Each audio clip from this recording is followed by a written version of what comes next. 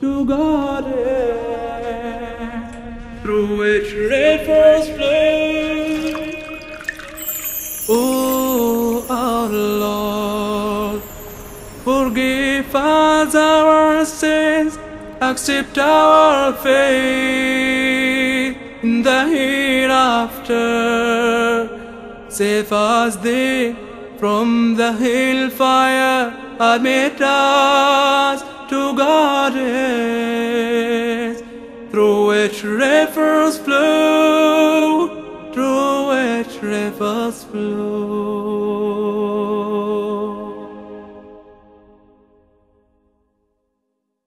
This program is sponsored by the SPI Charity Foundation. So Sheikh, the people who will be suffering the torments of the fire, will they be given anything to eat or drink?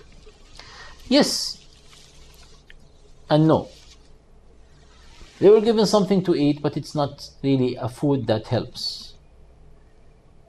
We are told in Qur'an about two types, particularly two types of food they are given. الضريع, which we read in Surah Al-Ghashiyah. ليس لهم طعام إلا من ضريع. They have no food but ضريع. It's a type of thorny plant. لا يسمن ولا يغني من جوع. It doesn't really help from hunger. It doesn't really feed you from hunger. Yet we were told also about another famous food for the people in fire, الزقوم. It's called الزقوم. We read the description of this verse, of this tree. إنها شجرة تخرج في أصل الجحيم. It's a tree that grows up in the bottom of the fire, of the hell. طلعها, its fruits, if you can call it fruits, كأنه رؤوس الشياطين, like the heads of the devils. It's so disgusting in taste and so ugly in appearance. This is الزقوم. We are told more about الزقوم in I believe Surah Dukhan, where we read إن شجرة الزقوم, the tree of زقوم, طعام الأثيم, the food for the sinful ones. كالمهل يغلي في البطون.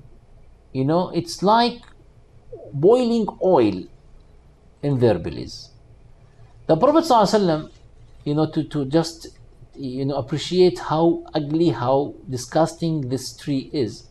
The Prophet ﷺ said, if one drop of a zaqum is dropped in this life, in the provisions and food of this life, it will spoil it all. If one drop is mixed with the provisions and food of this life, it will spoil it off. This is what they have to eat.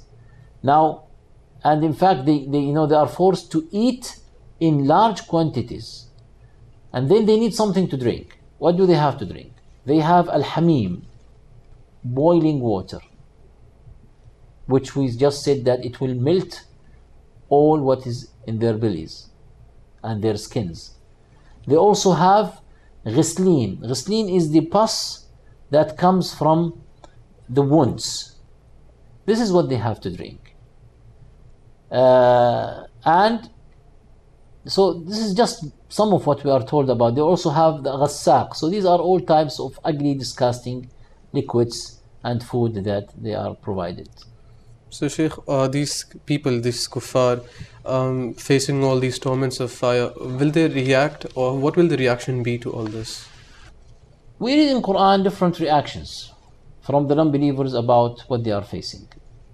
One of them is they try and attempt to ransom themselves if they can. We read in Surah Al-Ma'arij, يود المجرم لو يفتدي من عذاب يومئذ ببنيه.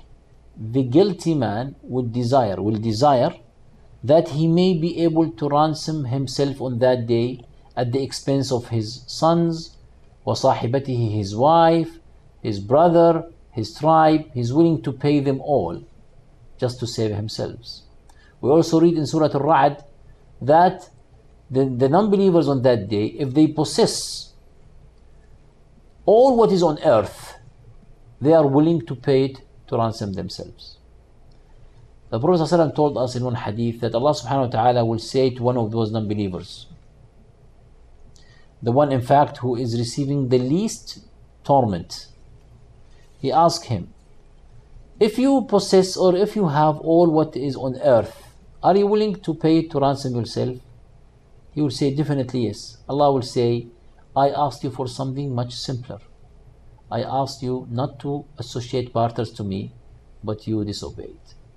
So they will try to ransom themselves. They will also ask to be returned to life so that they do good. But of course, they will never be given a second chance. They will stay there in humiliation.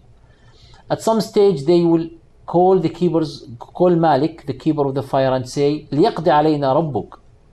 Let your Lord make an end to our life. But they will also not respond to that. And at some stage, they even just ask, they just hope that they will be relieved one day from the torment. But they will not be responded to any of these requests. But this is how they react to the torments they are facing.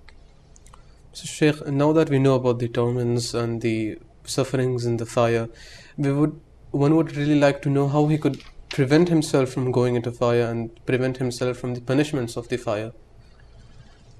It's very easy. It's really very easy. Whenever Allah subhanahu wa ta'ala told us about the torments, He associated the torment with an action that causes this torment. So the cause is clear. If you don't want to have the result, just don't do the cause. As simple as that. For example, we read in Surah Noon, مَا سَلَكَكُمْ فِي سَقَرٍ. What causes you? The angels are saying to the non-believers, what entered you in fire? قالوا, they said, لَمْ نَكُمْ مِنَ الْمُصَلِّينَ. We were not praying. So we know that not offering prayers would lead people to fire, to hellfire. وَلَمْ نَكُمْ نُطْعِمُ الْمُسْكِينَ. We don't care about the poor ones. We never sympathize with them. وَكُنَّا نَخُوضُ مَعَ الْخَائِضِينَ. We used to indulge in mocking at the truth with those who indulge. So these torments, or why they deserve fire, is clearly explained in the Qur'an. We also read that eating usury and riba causes people to causes hellfire. Disobeying parents, arrogance. So we know what causes and what puts people in fire. Avoiding these things will save us from the fire. That's one thing. One thing. Another thing is to do more and more of good deeds. Remember, Abdul Jabbar, that there is a balance, and it has the good deeds and the bad deeds. So the more good deeds we do, we have a better chance that our good deeds are heavier than our bad deeds, and then we, inshallah, will pass safely without having to go through the fire. Finally, one thing we should not forget, and probably that would be, I would say answer number one, is making a lot of dua and prayers that Allah saves us from the hellfire. We read the statement, أعوذ بالله من عذاب جهنم, seek refuge in Allah from the torments of Jahannam. This is part of our morning dhikr, part of our evening dhikr, part of our prayers adhkar. So this is something that if we just follow the sunnah of the Prophet ﷺ in saying the adhkar, we will be saying it tens of times every day. And let me conclude by this hadith that the Prophet ﷺ said, whoever seek refuge in Allah from the fire 3 times, Allah subhanahu wa ta'ala, or the Jahannam would say, oh Allah, protect him from me. So we should you just have to trust in Allah and rely on Allah and ask Him to protect us and save us from the hellfire, inshallah.